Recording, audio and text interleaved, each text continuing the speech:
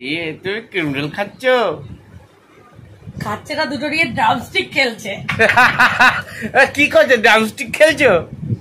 এ বাবা। হ্যালো বন্ধুরা, ফের একটা সমৃদ্ধির দুষ্টু মিষ্টি ভরা ব্লগ নিয়ে আমি প্রসেনজিৎ চলে এলাম তোমাদের কাছে।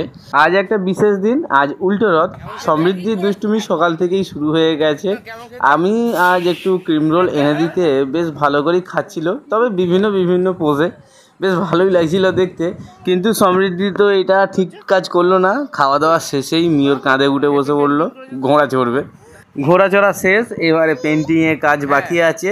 দেয়ালটা সাদা ছিল, ওটাকে তো পেন্টিং করতেই হবে, না হলে সাদা রঙটা কেমন একটা যেন ম্যার করে। এদিকে একটা তিরপল আমি এনে দিয়েছিলাম বাইরের বাচ্চাগুলোর জন্য, কারণ বৃষ্টি হলেই ওরা ভিজে যায়। তাই বাবা সেই তিরপলটাকে ভালো করে টাঙাচ্ছে, কারণ বৃষ্টিতে ভিজলে বাচ্চাগুলোর শরীর খারাপ হতে পারে।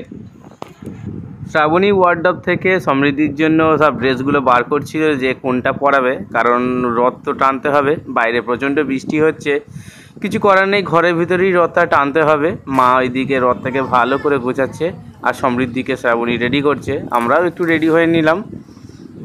আমরা পুরোপুরি রেডি হয়ে গেছি, আর শ্রাবণী সমৃদ্ধিকেও রেডি করে নিয়েছে। সমৃদ্ধি রথের কাছে এসে হাজারটা প্রশ্ন ওর মনে, এটা কি ওটা কি। আমরাও সেই উত্তর দিতে দিতে ব্যস্ত হয়ে গেছি।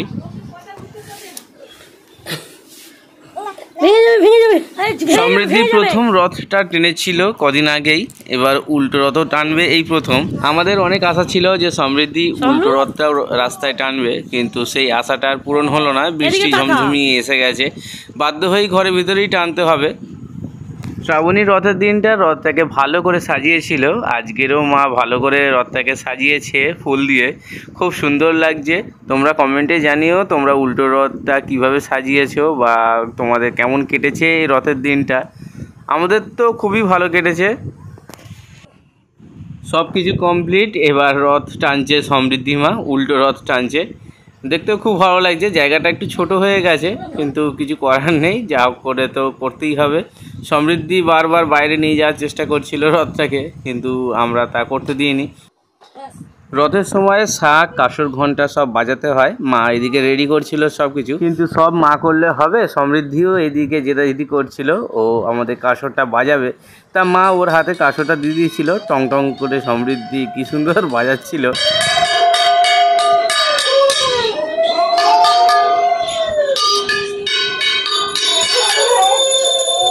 মায়ের শাঁখ বাজানো আর উলু দেওয়া আর এইদিকে সমৃদ্ধির কাঁসর বাজানো দেখে গুবলু মিয়া বুচকিরাও কি চুপ থাকে, ওরাও উলু দিচ্ছিল, শাঁখ বাজাচ্ছিল।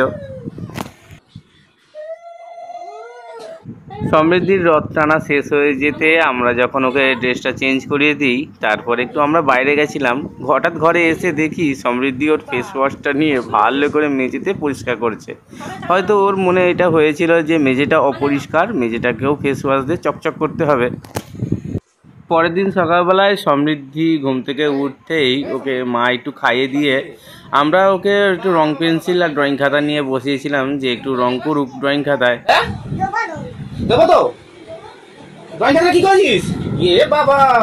পুরো ড্রয়িং খাতাটাই রং করে দিয়েছে সমৃদ্ধি মা, খুব সুন্দর প্রতিভা।